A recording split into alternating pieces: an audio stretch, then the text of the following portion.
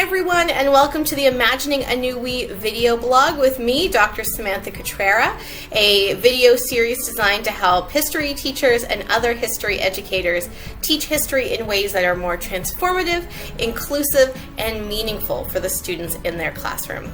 And this concept of meaningful is actually what we're going to be talking about today. Because while it doesn't necessarily seem to need a definition, I feel like that this is such a key component of ways that we can develop our practice in the classroom. So I define meaningful learning in Canadian history education as learning that has significance to students' lives both now and in the future, both inside and outside the classroom, framed with interpretations of the past that align with students' sense of self and their family and community history in and for the wider world. Now, this notion of meaningful actually comes from Joesph Novak's work related to concept mapping and meaningful learning. You might be familiar with Joesph Novak because of concept learning, but his work on meaningful learning related to concept learning is so interesting and foundational for thinking about our teaching and learning opportunities in our classroom.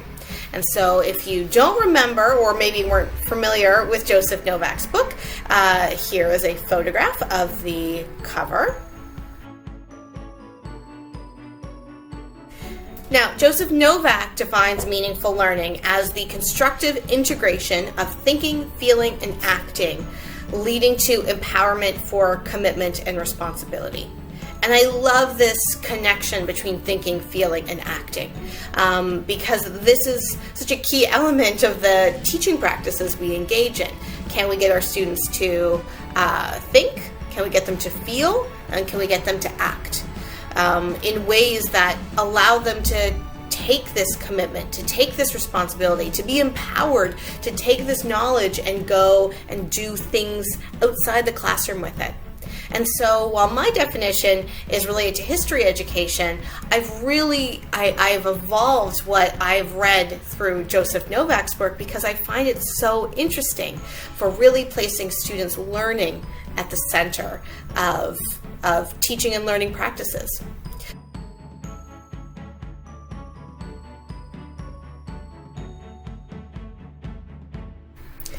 Joesph Novak says that to achieve meaningful learning, three things need to be present.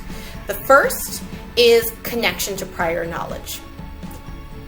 This is key. For if you read any educational psychology, you will know that this is a key concept.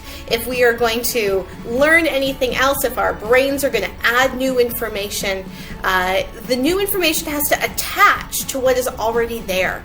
Now, there is a way more technical and fancy way to say this, but it's true, even if we don't necessarily understand the science of it. If I'm going to tell you something that's related to your practice, you have to make sense of it related to something else.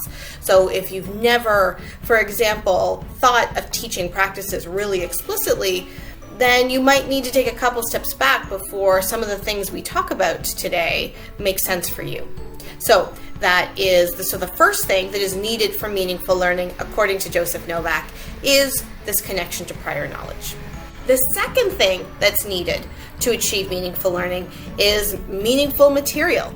And that seems kind of obvious, but students can't learn meaningfully. They can't integrate their thinking, feeling, and acting. They can't be empowered. They can't make a commitment. They can't demonstrate responsibility unless they have content that they want to invest in.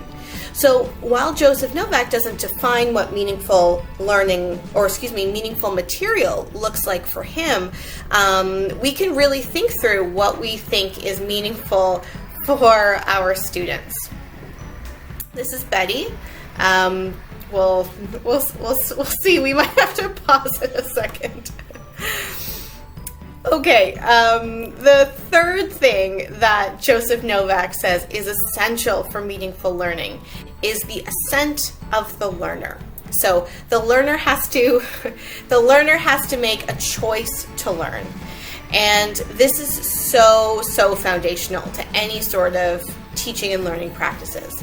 If a learner doesn't feel safe in the environment, if they don't feel safe with a teacher, she's so cute, but so distracting. We'll pause here.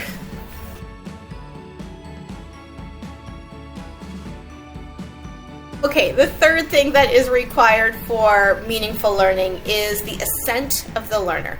The learner has to make the choice to learn. Nothing can be attached to their prior knowledge unless the learner feels safe to learn. That safety comes from the material, it comes from the environment, it comes from the course, it comes from the educator. I know myself, I can remember sitting in classrooms in undergrad and be like, nope, I'm not interested in learning this. This has nothing to do with my degree. This has nothing to do with what I plan to do in the future. I don't understand why I'm doing it. I don't like you. The class is too early, and I choose not to learn. And that just isn't failing for the sake of failing. I see you science credit, undergrad science credit. That's not just failing for the sake of failing, but it is an active, willed not learning.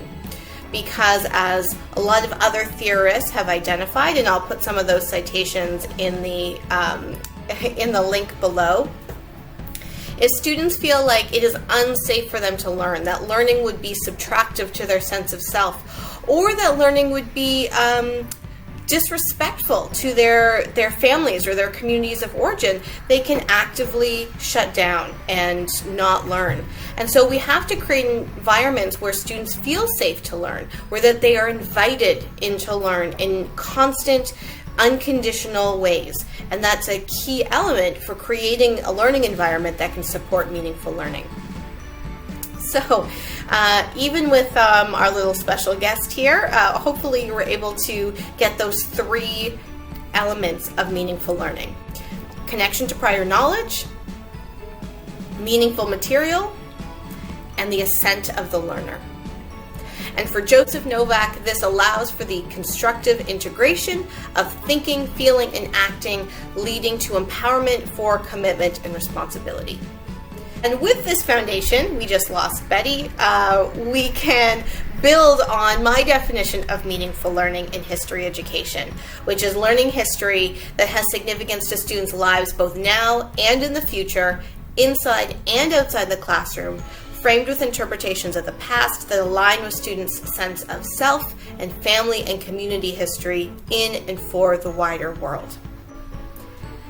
You can see with my definition that it is based on this notion of empowerment, commitment, responsibility, choice, meaningfulness, and this is what we can bring into our history classrooms. If you click on the link below, you'll be taken to a web page that has citations of all the different ideas that I talked about today, as well as a link to pre-order my book, Transforming the Canadian History Classroom, Imagining a New We, that comes out in the second half of 2020. I am so excited. I can't wait for you to read it and to be able to tell me what you think and how we can build more meaningful opportunities in our classrooms together as a community.